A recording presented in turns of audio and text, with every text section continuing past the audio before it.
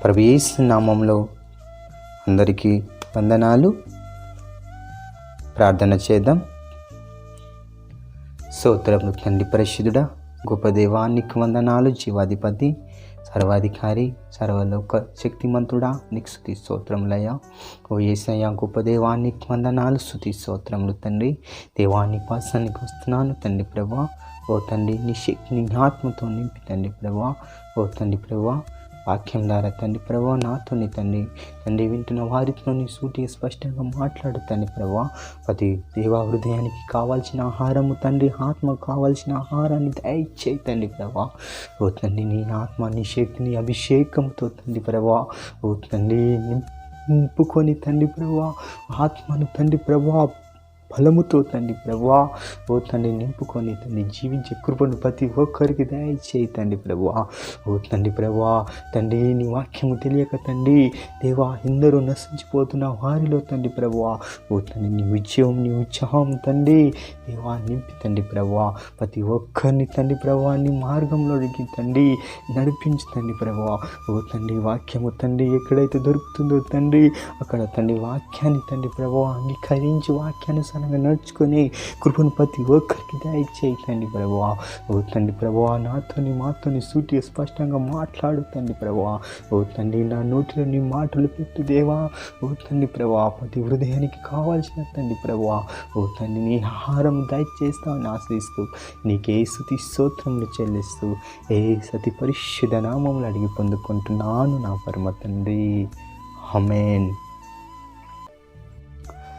వాక్యంలోనికి వెళ్ళే ముందు మనము ఒక గోధుమ గింజ గురించి తెలుసుకుందాము. ఈ గోధుమ గింజ ఒక గోధుమ గింజ అయితే ఈ గోధుమ గింజను మనము పొలంలో వేసినప్పుడు ఏమవుతుంది? ఇది చనిపోతుంది. అంటే ఒక గోధుమ గింజ అదేమైపోతుంది? స్కాయమయ్యి అదేమవుతుంది? అది కొన్ని రోజుల తర్వాత అది మొలక రావడం స్టార్ట్ అవుతుంది. అది మొలక వస్తుంది. మొలక పెరుగుతున్నప్పుడు దానిలో ఏమవుతుంది? దానిలో గింజలు వస్తాయి. ఆ గింజలు ఏమవుతాయి? ఇతరులకు ఆహారకంగా ఉంటాయి, ఇతరులకు ఉపయోగకరంగా ఉంటాయి, ఇతరులకు మంచి బలాన్ని, శక్తిని ఇస్తాయి. ఎప్పుడు ఇస్తున్నాయి గోధుమ గింజ?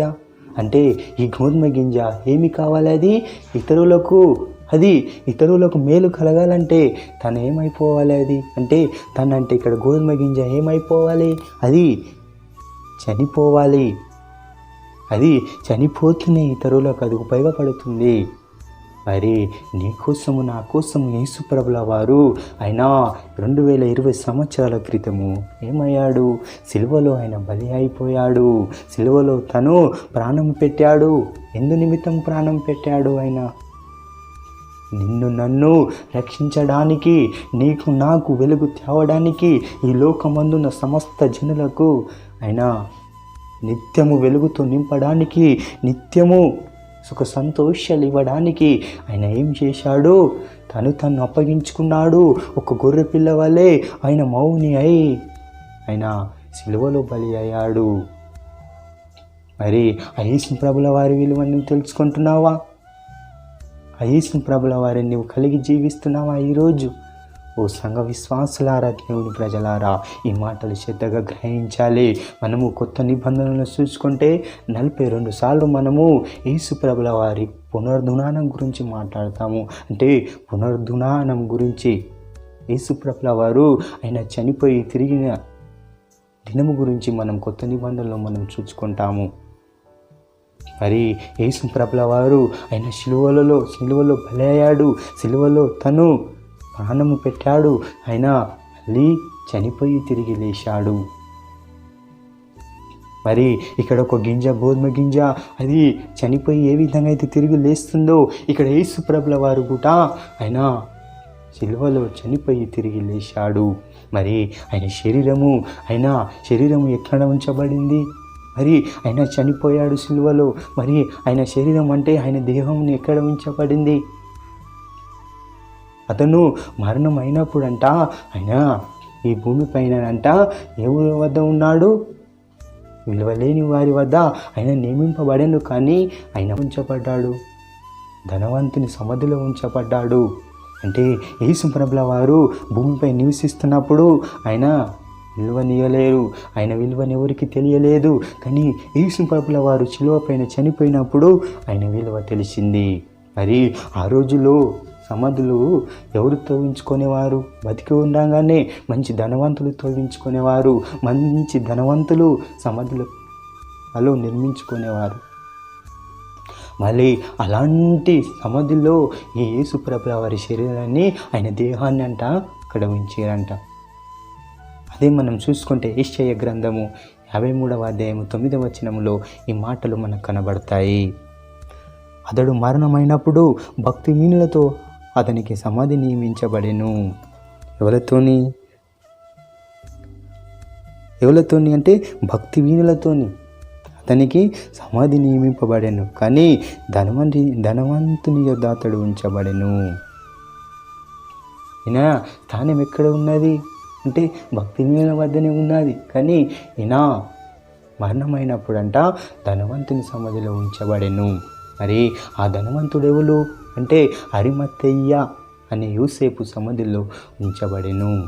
ఎవరైనా అరిమత్తయ్య యోసేపు అనే సమాధిలో ఉంచబడెను. మరి ఈ మాటలు ఎవరు రాశారు? ముందుగానే ఈ మాటలు మనకి ఎక్కడ వినబడుతున్నాయంటే యెషయా అనే ప్రవక్త 1000 సంవత్సరాల క్రితము యేసు ప్రభుల వారి గురించి ఆయన చెబుతున్నాడు.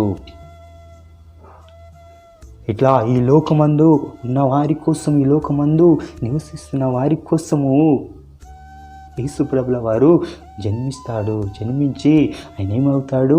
సిలువలో బలై చనిపోతాడు. చనిపోయినా ఆయన దేహమును ఎక్కడ ఉంచుతారు? ఈ ధనవంతుని సమాధిలో అక్కడ ఉంచబడుతుంది అని 1000 సంవత్సరాల క్రితము యెషయా అనే ప్రవక్త ఆయన తెలియజేశాడు.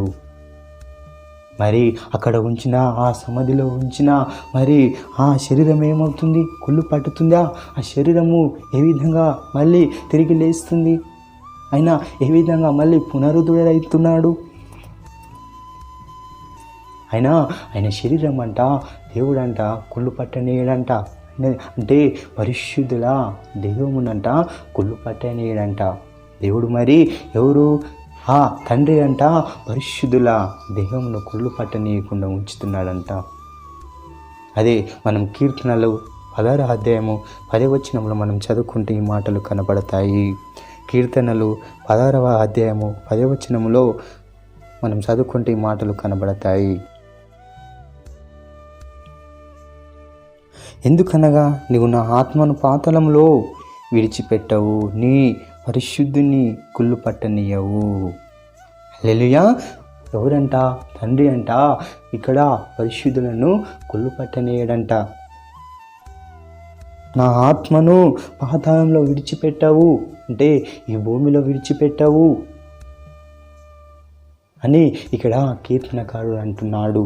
మరి ఈ రోజుల్లో పరిశుద్ధులుగా జీవించే వారిలో, పరిశుద్ధంగా జీవిస్తున్న వారి శరీరం అంట కుళ్ళు పట్టనివ్వదంట.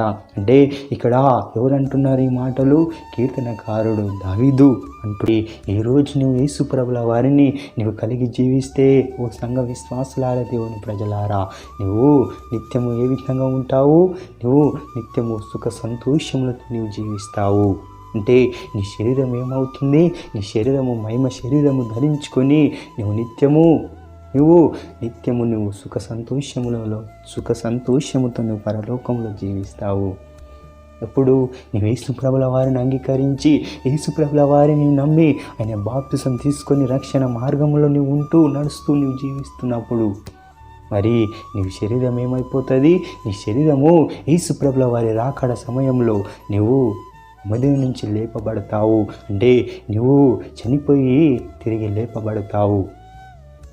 మరి నీ శరీరము మహిమ శరీరం ధరించుకొని యేసు ప్రభుల వారితో నిన్ను పరలోకానికి చేరుకుంటావు.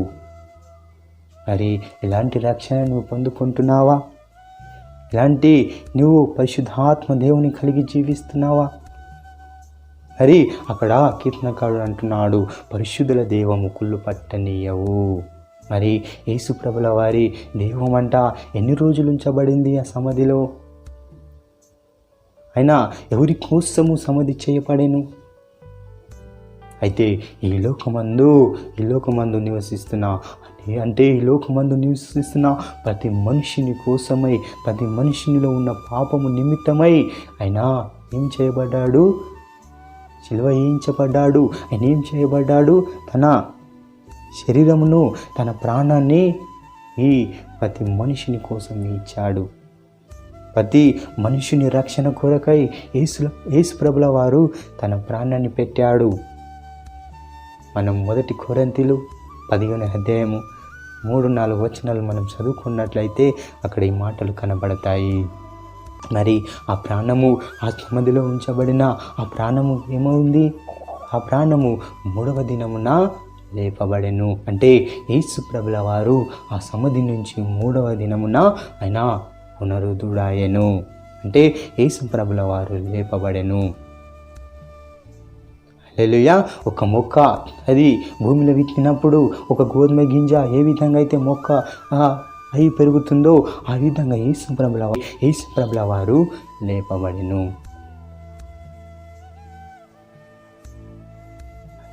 ఒక తండ్రి అంట కుమారుణ్ణి, తన భార్యను తీసుకొని ఆయన టూరుకు వెళ్తాడంట. టూరుకు వెళ్ళినప్పుడు ఆయన అడవిలో, మంచి అందమైన అడవిలో ఆయన ఈ కుటుంబం తీసుకొని వెళ్ళిండు. అయితే అక్కడ కుమారుడు ఆడుకుంటూ ఆయన అడవిలోకి వెళుతుంటాడు. పక్కనే ఒక అడవి ఉంటుంది. ఆ అడవిలోకి వెళుతున్నప్పుడు అక్కడ ఒక సింహం ఎదురుపడుతుంది. అయితే ఆ చుట్టుపక్కల ఉన్న వారందరూ చూస్తుంటారు. ఆ చుట్టుపక్కల అందరూ ఆయనను చూస్తుంటారు, ఆ పిల్లగాన్ని. కానీ ఎవరు ముందుకు వెళ్ళి ఆ సింహం నుంచి పిల్లగాన్ని రక్షించారు. అయితే ఈ దూరం నుంచి అంట ఈ తండ్రి చూస్తాడంట. తండ్రి చూసి ఆయన ఏమవుతుందంట, దగ్గరికి వెళుతున్నాడంట. సింహం దగ్గరికి వస్తుందంట. అయితే ఇక్కడున్న పిల్లడు భయపడుతుందంట. ఎవరు ఆయన రక్షించకసిరంట. అందరూ చూస్తున్నారంట.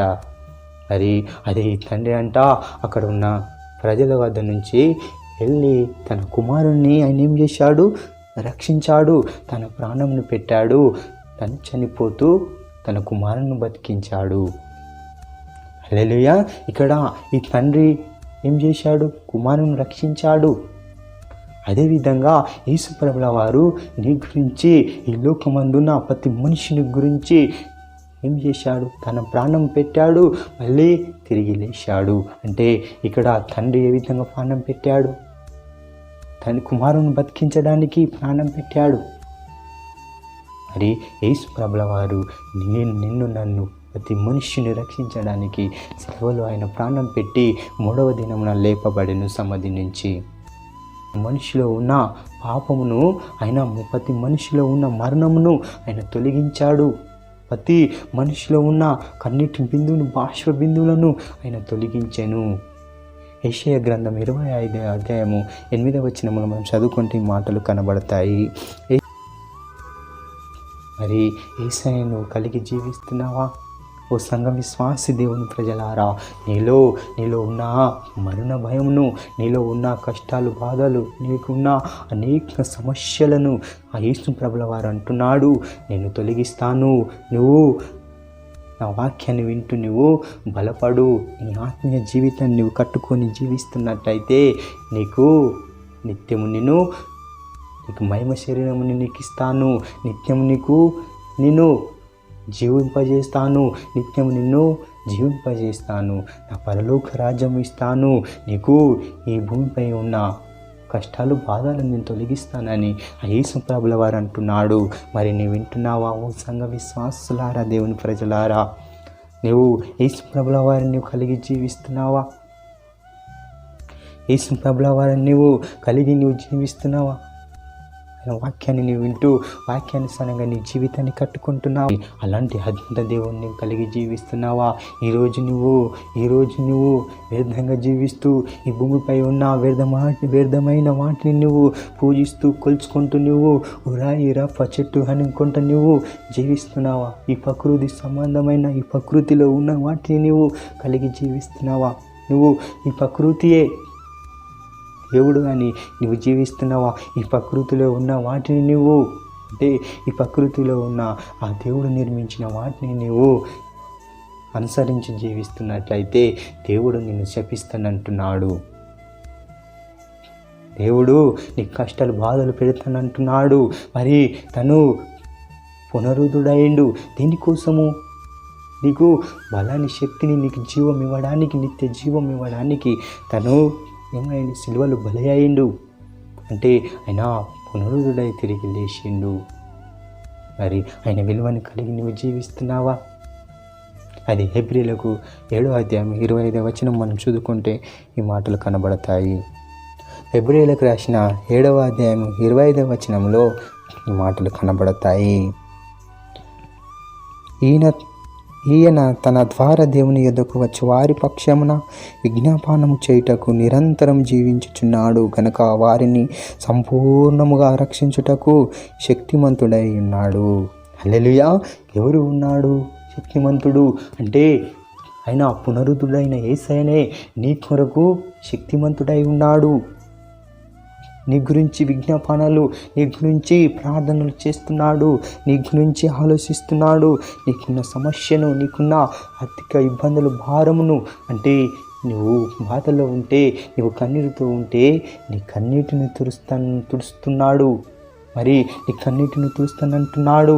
మరి నీలో ఉన్న భయంను తొలగిస్తానంటున్నాడు. మరి నిత్యం నిన్ను జీవింప చేయడానికి తను ఏమైండు? సంపూర్ణముగా నిన్ను రక్షించుటకు ఆయన శక్తిమంతుడై ఉన్నాడు. మరి ఈ లోకమందు నిన్ను రక్షించేవారు ఎవరూ లేరు. ఈ లోకమందు నిన్ను రక్షించేవారు ఎవరూ లేరు. అది యేసుప్రభుల వారితోనే, నీకు యేసుప్రభుల వారితోనే అది సాధ్యమవుతుంది. మరి అలాంటి యేసుప్రభుల వారిని నువ్వు కలిగి జీవిస్తున్నావా? అంటుండు ఆయన రక్షించుటకు శక్తిమంతుడై ఉన్నాడు. ఎవరిని రక్షించుటకు? నిన్ను, నన్ను ఈ లోకమందున ప్రజలను రక్షించుటకు ఆయన శక్తిమంతుడై ఉన్నాడు. మరి ఆ శక్తిమంతుని కృపను నువ్వు కలిగి జీవిస్తున్నావా? శక్తిమంతుని బలము కలిగి నువ్వు జీవిస్తున్నావా? ఈ రోజున నువ్వు ఏ విధంగా జీవిస్తున్నావు? యోబు అంటాడు, నా మట్టుకు నిన్ను చూచేదను. ఎవరిని? దేవుని చూచేదను, నా మట్టుకే చూచేదనను అని అంటున్నాడు. యోబు గ్రంథము 19వ అధ్యాయం 27వ వచనంలో ఈ మాటలు కనబడతాయి. నా మట్టుకు నేను చూచేదను, మరి ఎవరును కాదు, నేను కన్నులారా ఆయనను చూచేదను. మరి యోబు అంటున్నాడు, నా మట్టుకు నేను చూచేదను. మరి అలాంటి విశ్వాసం నువ్వు కలిగి ఉన్నావా? యోబు వంటి విశ్వాసం నువ్వు కలిగి ఉన్నావా? నువ్వు యేసుప్రభుల వారిని చూచే విధంగా నీవు ఉన్నావా? నీ ఆత్మీయ జీవితము నువ్వు అనుకుంటున్నావా? నీ మనసులో నేను యేసుప్రభుల వారిని కలుసుకుంటాను, యేసుప్రభుల వారితో నిత్యం నేను ఆయనతో అంటుకట్టి ఆయనతో నేను జీవిస్తాను అని, ఈ లోకమందు పరలోకమందు నేను యేసుప్రభుల వారితో నేను జీవిస్తాను అని నీ హృదయంలో అనుకుంటున్నావా? ఆ రోజు అంట ఎవరు చూసిరంట? యేసుప్రభుల వారితో ఉంటూ ఆ యేసుప్రభుల వారిని అంట వీళ్ళు చూసిరంట, ఎవరు? శిష్యులు చూసిరంట. మరి అలాంటి కృపను పొందుకోవాలని నీకు ఉందా? యోహాను సువార్త 20వ అధ్యాయము 1వ వచనం నుంచి మనం చదివినట్లయితే, ఆదివారం నా ఇంకను చీకటిగా ఉన్నప్పుడు మగ్దలేని మరియ పెదలకండ సమాధి ఎదుకు వచ్చి సమాధి మీద ఉండిన రాయి తీయబడుట చూచెను గనుక ఆమె పరిగెత్తుకొని సీమోను పేతురునొద్దకును యేసు ప్రేమించిన ఆ మరి యొక్క శిష్యుని యొద్దకు వచ్చి ప్రభువును సమాధి నుండి ఎత్తుకొని పోయిరి, ఆయనను ఎక్కడ ఉంచిరో ఎరుగమని చెప్పాను. కాబట్టి తెలియా ఎవరు? ఈమె అంటుంది, ఈ మరియా అంటుంది, మగ్దలేని మరియా యేసు ప్రభుల వారి సమాధి వద్దకు వెళ్ళిందంట. సమాధి వద్దకు వెళ్తే అక్కడ యేసు ప్రభుల వారు ఉండేనా? యేసు ప్రభుల వారు లేరు. అయినా లేపబడెను. అక్కడి నుంచి ఆయన ఏమైండు? లేపబడెను. అదే మనం మార్కు 16 అధ్యాయం 1 నుంచి 8 వచనాలు మనకు కనబడతాయి. అదే మత్తయి 28 అధ్యాయం 1 నుంచి 10వ వచనంలో మనకు కనబడతాయి. మత్తయి 28 1 నుంచి మనం 10 వచనాలు మనం చదువుకున్నట్లయితే ఈ మాటలు మనకు కనబడతాయి.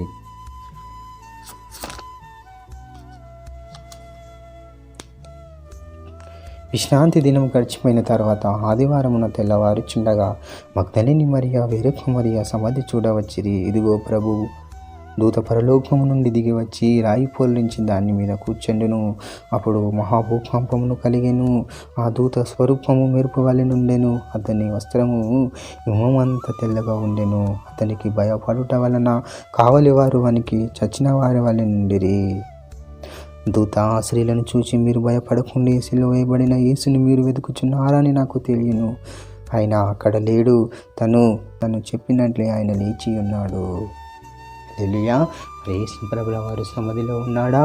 ఆయన సమాధిలో ఉన్నప్పుడు అంట వెలువలేలు వెళ్ళారు. మగ్దలేని మరియా వేరొక మరియా వీళ్ళు తెల్లవారుచుండగా వీళ్ళు సమాధి వద్దకు వెళ్ళారంట. అక్కడ చూసేసరికి అక్కడ ప్రభు దూత పరలోకంగా ఆ రాయి పొల్లించి కూర్చున్నది. మరి అప్పుడు మహాభూకంపము కలిగెను.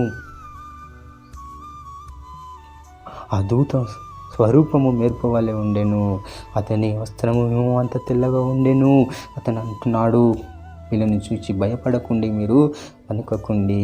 ఇక్కడ యేసు ప్రభుల వారు లేరు, అయినా తిరిగి లేచిండు, ఇక్కడ లేడు అని ఆ దూత అంట ఈ మగ్దలేని మరియకు వేరొక మరియకు చెప్పింది. మరి వాళ్ళు వెతుక్కుంటూ వెళుతున్నారు. లూకా సువార్త 24వ అధ్యాయము 36 నుంచి 41 వచనములో ఈ మాటలు మనకు కనబడతాయి. దేవుని దూత వల్లే యేసు వల్లెను నన్ను అంగీకరించితిరి. ఎవరిని? వీళ్ళు ఈ శిష్యులు చూసి యేసు ప్రభుల వారిని అప్పుడు వాళ్ళు లేచిన ఆయన పునరుద్ధరణమైన ఆ విలువను తెలుసుకొని నన్ను అంగీకరించితిరి. ఎప్పుడు? దేవుని దూత వల్లే నేను ఉన్నప్పుడు నన్ను అంగీకరించితిరి. నేను యేసు ప్రభుల వారిని, అంటే నేను దేవుణ్ణని మీరు తిరుగుతిరి అని యేసు ప్రభుల వారు అంటున్నాడు. గలతీ 4:14 వచనంలో ఈ మాటలు కనబడతాయి. ఓ సంఘ విశ్వాసి దేవుని ప్రజలారా, ఈరోజు నువ్వు ఏ విధంగా జీవిస్తున్నావు?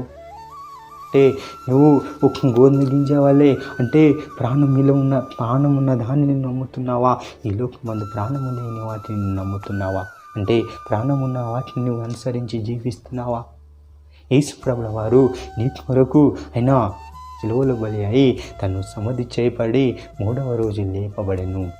అంటే ఒక గింజలు ప్రాణము ఉన్నప్పుడే కదా అది మొక్కగా ఎదుగుతుంది. అనేక మొక్కలకు అది ఆహారాన్ని, నీడను, శక్తినిస్తుంది. మరి యేసు ప్రభుల వారు ప్రతి మనిషిని కోసము తన ప్రాణమును పెట్టి అయినా తిరిగి లేపబడెను. మరి ఆ లేపబడిన ఆ యేసు ప్రభుల వారు ఏం చేస్తున్నాను? ఈ రోజులు ప్రతి మనిషిని రక్షించాలని, ప్రతి ఆత్మను తను లోకానికి తీసుకువెళ్ళాలని ప్రతి ఆత్మను ఆయన తను బలపరుస్తున్నాడు. మరి యేసు ప్రభుల వారిని నువ్వు కలిగి జీవిస్తున్నావా? నువ్వు యేసు ప్రభుల వారు ఏ విధంగా అయితే పునరుద్ధుడయ్యాడో ఆ విధంగా నువ్వు కావాలని నువ్వు ఆశ కలిగి ఉన్నట్లయితే ఈరోజే నీలో మారు మనసు కలుగుకుంటావు. అంటే ఈరోజే నువ్వు తపన పడతావు. ఈ రోజు నుంచి నువ్వు యేసు ప్రభుల వారిని కలిగి, అవునయ్యా దేవా తండ్రి, నువ్వు తండ్రి ఈ లోకమందు తండ్రి ప్రభువా తండ్రి దేవా చనిపోయి తిరిగి లేచినట్లే తండ్రి మమ్మల్ని గుట్ట నువ్వు సజీవ లెక్కలో మమ్మల్ని నిత్యం ఉంచుతావని నువ్వు నమ్మినట్లయితే యేసు ప్రభుల వారిని శక్తిని చూస్తావు. ఒక గోధుమ గింజ అదేమైపోతుంది? భూమిలో శ్లాయమైపోతుంది. మళ్ళీ అది ప్రాణం కలిగిన మొక్కగా అక్షయమై శరీరము దలుచుకొని అది జీవిస్తుంది.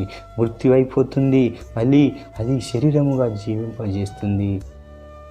చనిపోయి అది శరీరముగా, అంటే అది ఏం శరీరం ధరించుకుంటుంది? అక్షయ శరీరం ధరించుకుంటుంది ఆ మొక్క.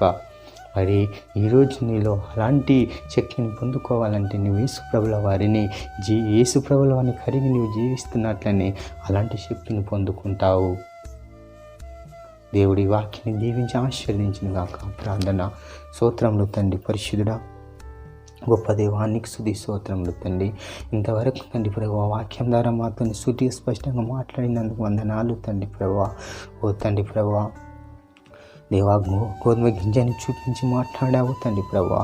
తండ్రి ప్రభువా అది చనిపోతేనే తండ్రి మళ్ళీ ప్రాణాన్ని, అంటే మళ్ళీ కొత్త గింజగా అది మొలకెత్తి అనేక ఒక్క గింజలు ఇవ్వగలుగుతుంది. అన్నీ మాట్లాడావు తండ్రి ప్రభువా. అవునయ్యా తండ్రి ప్రభువా, ఈ లోకమందు తండ్రి ప్రభువా, ఓ తండ్రి ప్రభువా తిరిగి చనిపోయి తండ్రి ప్రభువా తండ్రి దేవా లేచిన ఓ దేవా గొప్ప అద్భుతకారుడవయ్య తండ్రి ప్రభువా. ఓ తండ్రి నేను కలిగి మేము జీవించాలి తండ్రి ప్రభువా. ఓ తండ్రి ప్రభువా నీకు వందనాలు తండ్రి ప్రభువా. స్తుతి స్తోత్రములు తండ్రి. నీ ఆత్మని శక్తిని కలిగి తండ్రి ప్రభువా. ఓ తండ్రి ప్రభువా నువ్వు సజీవుడవైన ఒట్టు తండ్రి ప్రభువా, మేము సజీవులుగా ఉండడానికి తండ్రి ప్రభువా తండ్రి దేవా నేను కలిగి మేము జీవించే కృపను మాకు అందరికీ దయచేస్తామని తండ్రి దేవా. ఎవరైతే ప్రార్థిస్తున్నారో ప్రతి ఒక్కరి ప్రార్థన విను తండ్రి ప్రభువా. ప్రతి ఒక్కరు తండ్రి ప్రభువా ఓ తండ్రి దేవా అడుగుతున్నారు. ప్రతి ఒక్కరికి నీ శక్తిని ఆత్మను కుమ్మరించు తండ్రి ప్రభువా. ఓ దేవా వింటున్న హృదయంలో నీ కార్యం జరిపించు తండ్రి ప్రభువా. ఓ తండ్రి ప్రభువా ఈ లోకమందు తండ్రి పరిశుద్ధులను కులపట్టని అంటున్నావు తండ్రి ప్రభువా. ఓ తండ్రి ప్రభువా దేవా తండ్రి మేము పరిశుద్ధంగా జీవించడానికి నీ శక్తిని ఆత్మను మాకు దయచేయి తండ్రి ప్రభువా. ఓ తండ్రి ప్రభువా నిత్యం నిరంతరం దేవా మేము సజీవులుగా తండ్రి ప్రభువా ఓ తండ్రి జీవించడానికి నీ ఆత్మను కుమ్మరించు తండ్రి ప్రభువా. ఓ తండ్రి ప్రభువా ఎవరైతే అడుగుతున్నారో తండ్రి ప్రభువా ఓ తండ్రి ప్రతి ఒక్కరు నీ ఆత్మని శక్తిని కుమ్మరించి తండ్రి ప్రభువా. దేవా వింటున్న మాటను తండ్రి ప్రభువా ఓ తండ్రి వింటున్న వాక్యంను తండ్రి ప్రభువా ఓ తండ్రి విన్న వాక్యాన్ని తండ్రి ప్రభువా హృదయంలో నాటింపజేయి, నీరు కట్టి పల్లింపజేయి తండ్రి ప్రభువా. నిత్యము తండ్రి ప్రభువా ఓ తండ్రి ప్రభువా దేవా వాక్యానుసారంగా నడుచుకునే కృపను దేవా ప్రతి ఒక్కరికి నువ్వు దయచేస్తామని ఆశిస్తూ తండ్రి నీకే స్తుతి స్తోత్రములు చెల్లిస్తూ ఏ సతి పరిశుద్ధ నామములు అడిగి పొందుకుంటున్నాను నా పరమ తండ్రి. ఆమేన్ ఆమేన్.